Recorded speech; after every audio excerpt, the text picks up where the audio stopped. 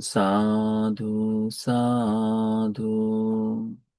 नमो तस् भगवतो अरहतो सम्मा सम्बुद्धस्स। नमो तस् भगवतो अरहतो सम्मा सम्बुद्धस्स।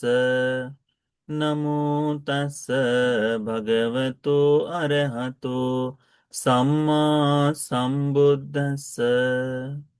साधु साधु साधु। पूजनीय कल्याण मित्र हमारे गुरु बंते जी को हमारा प्रणाम है। साधु साधु साधु। श्रद्धावान उपासक उपासिकागण, हम लोग अभ्यास कर रहे हैं संयुक्त निकाय का, जिसमें आज हम लोग लाभ सत्कार संयुक्त का पहले वर्ग का अंतिम सूत्र 10वां सूत्र सगाथक सूत्र अभ्यास करेंगे। ठीक है। यह सूत्र भी भगवान बुद्ध जी ने श्रावस्ती में उपदेशित किया था। जो भिक्षुगण थे उन सभी को इकट्ठा किया और भगवान ने कहा, भिक्षुओं, दारुणो भिक्खवे लाभ सत्कार सिलो को। बड़ा कठिन है यह लाभ सत्कार कीर्ति प्रशंसा, दरुण है करके कहा है। ठीक है। दरुण यानी अम, बड़ी तकलीफ देने वाला, है ना। तो वैसा यह लाभ सत्कार से लोग है। लाभ सत्कार कीर्ति प्रशंसा है। कटुको फारुसो, कटुक है, तीक्ष्ण है, पैना है ना। वह अंतराय को अनुत्तरं योगक्षेमस्य अधिगमाय, अनुत्तर से योगक्षेम की प्राप्ति में यह विघ्न कारक है, बाधक है करके बताते हैं। क्या? लाभ सत्कार कीर्ति प्रशंसा। ठीक है। अब भगवान बुद्ध जी ने इस सूत्र में बड़े सुंदर तरह से बताया है कि ये लाभ सत्कार कैसे काम करता है करके। भगवान बुद्ध जी कहते हैं, इदाहं भंते एकच्चं पुग्गलं पश्यामि। या भिक्षुओं, मैंने ऐसा कोई व्यक्ति देखा है, सत्कारेण अभिभूतम, इस सत्कार से, है ना, कीर्ति प्रशंसा आदि से, इस सत्कार सत्कार से, ये तो लाभ सत्कार कीर्ति प्रशंसा से अभिभूत हुआ। पर्यादिन चित्तं, इससे संपूर्ण अपने चित्त में जिसने बिठा दिया है। इसमें भिक्षु नहीं कहा है, एकच्चं पुग्गलं कहा है, कोई एक व्यक्ति इस तरह से करता है। कायस भेदा परं मरणा अपायं दुर्गतिं विनिपातं निरयं उपपन्नं। भगवान बुद्ध जी कहते हैं कि इस कारण से ये जो व्यक्ति जो है, इस सत्कार कीर्ति प्रशंसा में फंसा हुआ व्यक्ति, काया के भेद के बाद यानी मृत्यु परांत दुगति अपाय को जाकर उत्पन्न हुआ है। ठीक है। ये पहला आदमी। फिर भगवान कहते हैं, इधपनाहं भिक्खवे, भिक्षु, यहाँ ऐसा भी देखा जाता है। कैसे? एकच्चं पुग्गलं पश्यामि, ऐसा भी व्यक्ति देखने को मिलता है, असत्कारेण अभिभूत, जिसका कीर्ति प्रशंसा न हो, जिसका गौरव न हो, तो उसमें कैसा भाव जाग जाएगा? हीनता का भाव जाग जाए कि मुझे कोई प्रशंसा नहीं करता, मेरा कुछ नहीं करता करके। जो उस तरह से चित्त जागता है ना, अरे मेरा सत्कार नहीं हो रहा, मेरा सम्मान नहीं हो रहा, इस कारण से भी अभिभूतं पर्यादिन्न चित्तं कायस भेदा परं मरणापायं दुर्गतिं विनिपातं निरयं उपपन्नं। वह व्यक्ति भी इस तरह का भाव रखने के कारण काया के भेद के पश्चात मरणोपरांत दुर्गति लोक में उत्पन्न हुआ है करके। तो ये दूसरा व्यक्ति है, यानी कीर्ति प्रशंसा मिलने पर भी व्यक्ति दुर्गति को जाते हुए देखा गया है। कीर्ति प्रशंसा, लाभ सत्कार और कीर्ति प्रशंसा न मिलने के कारण, सत्कार के कारण भी, उसको मन में बिठाने के कारण भी व्यक्ति दुर्गति को जाने देखा गया है। तीसरा भगवान का है, इधपनाहं भिक्खवे एकच्चं पुग्गलं पश्यामि। यह एक व्यक्ति ऐसा देखने को मिलता है, सत्कारेण च, कीर्ति प्रशंसा जो है वह भी मिल रहा है, च असत्कारेण च, और असत्कार के कारण भी, तदुभयेन अभिभूतं, दोनों ही तरह से, मिलने के कारण भी अमिलने के कारण भी, यानी लाभ भी है और अलाभ भी है, तो कई बार देखने को मिलता है ये लोग प्रशंसा करते हैं, ये लोग निंदा करते हैं, पर एक ही समय में ये दोनों जगह पर भाव रखता है। तो कई का होता है ना कि गांव के लोग अच्छा समझते हैं, परंतु ऑफिस कार्य की जगह पर बड़ा अगौरव करते हैं, है ना। या फिर घर में कोई कुछ नहीं करता, देखता भी नहीं, आया तो आया, ऐसा ही देखते हैं, परंतु ऑफिस में उसका अच्छा सम्मान होता है।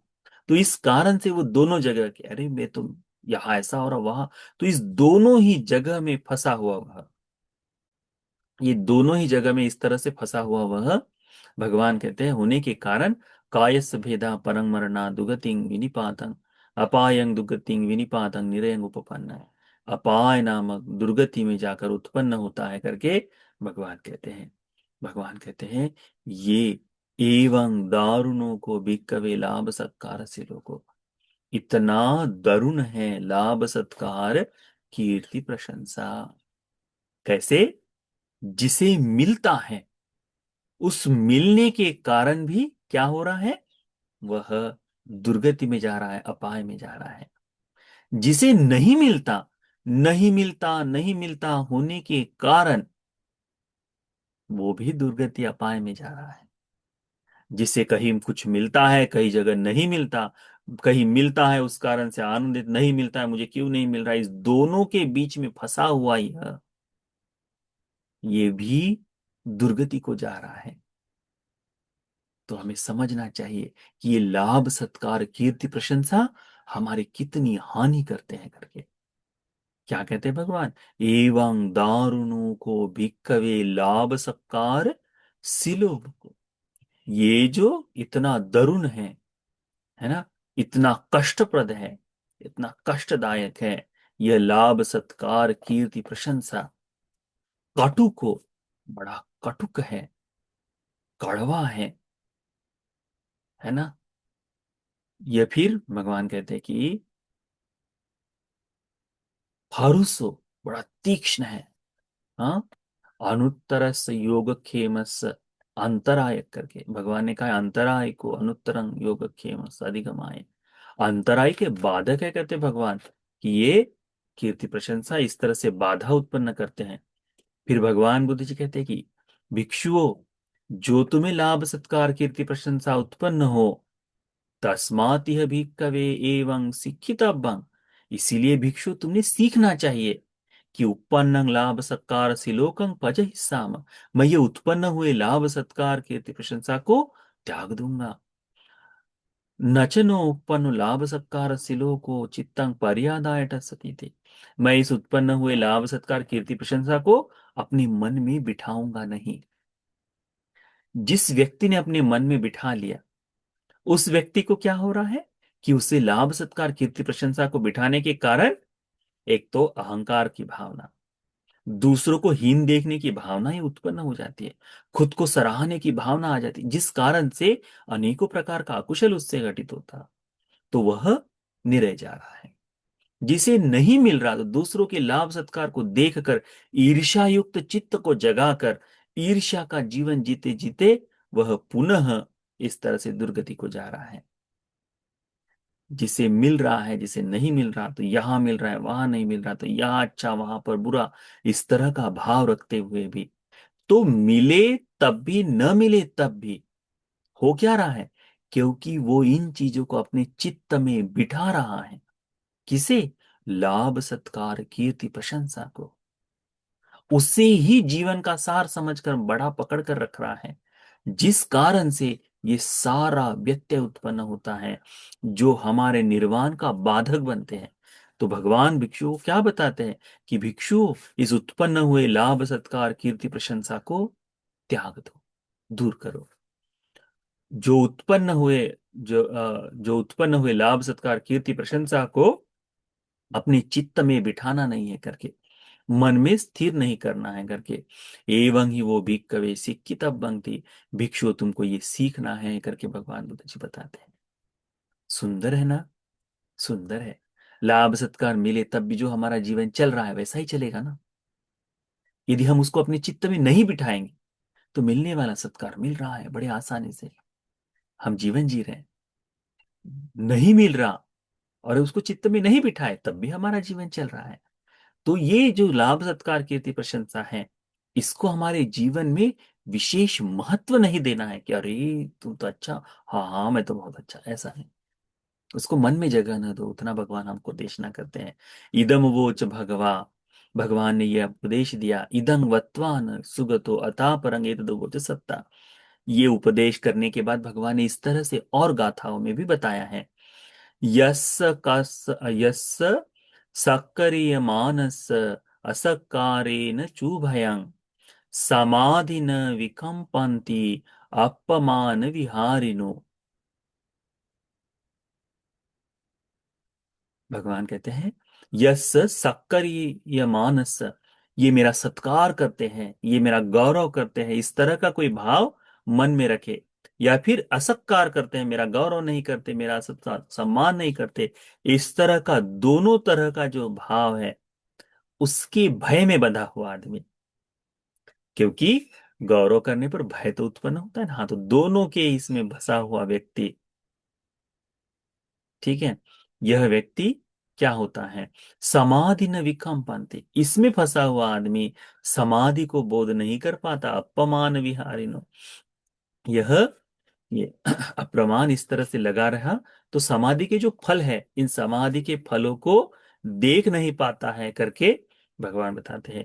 तंग झाइनंग सात तिकंग सुखुमंग दिट्ठि विपस्सकं उपादान खया रामं आहु सपुरिसो इति। जो व्यक्ति ध्यान साधन झाइनंग साथ स्थिका, जो सती संपजन्य के साथ में धर्म का अभ्यास करता, वह सुखुमंग दिट्ठि दिट्ठि विपस्सकं, जो सुखपूर्वक धर्म को देखते हुए जीवन जीता है ना, सुखपूर्वक धर्म का अभ्यास करते हुए जीवन जीता है, वह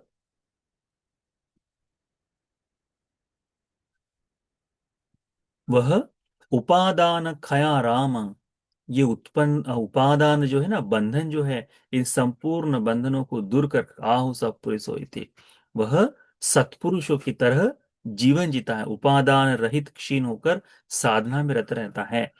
ऐसा व्यक्ति, ऐसा व्यक्ति अप्रमाद पूर्वक धर्म साधना का अभ्यास करते हुए, ऐसा व्यक्ति हाँ,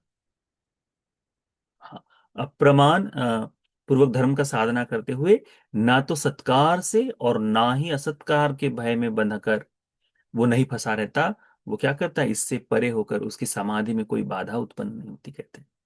तो अप्रमाद पूर्वक साधना करने वाला व्यक्ति, समाधि में रत रहने के लिए ध्यान की तत्परता रखने वाला व्यक्ति, जो सत्पुरुष है, जो उपादानों को क्षीण करता चलता है, उसे सत्कार और असत्कार, इन दोनों से कोई मिलने पर भी वह प्रमाद पूर्वक जीवन नहीं जीता, प्रमादी जीवन नहीं जीता, अप्रमाद पूर्वक ही जीवन जीता है, वही आदमी धर्म को पार कर लेता है करके भगवान बुद्ध जी इस गाथा में बताते हैं। ठीक है, तो करना क्या है कि अप्रमाद पूर्वक रहना है, किसमें सत्कार मिले तब भी अप्रमादी रहना है, असत्कार मिले तब भी अप्रमादी रहना है। मन को एकाग्र कर कर बिल्कुल धर्म साधना में लगकर उत्तम निर्वाण की प्राप्ति में ही आगे बढ़ते चले जाता है करके भगवान बुद्ध जी हमको उपदेश करते हैं। तो इसीलिए हमको अच्छी तरह से समझना चाहिए कि ये जो लाभ सत्कार कीर्ति प्रशंसा है, इस लाभ सत्कार कीर्ति प्रशंसा में हम फंसेंगे नहीं। लाभ सत्कार कीर्ति प्रशंसा को में हम अपने जीवन को अड़कने नहीं देंगे और निर्वाण के मार्ग को बगैर किसी व्यत्यय के निरंतर आगे बढ़ते रहेंगे। ठीक है, तो यह जो सगात सूत्र है, ये सूत्र हम सभी को धर्म को बोध करने के लिए उपकारी हो जाए। साधु साधु साधु।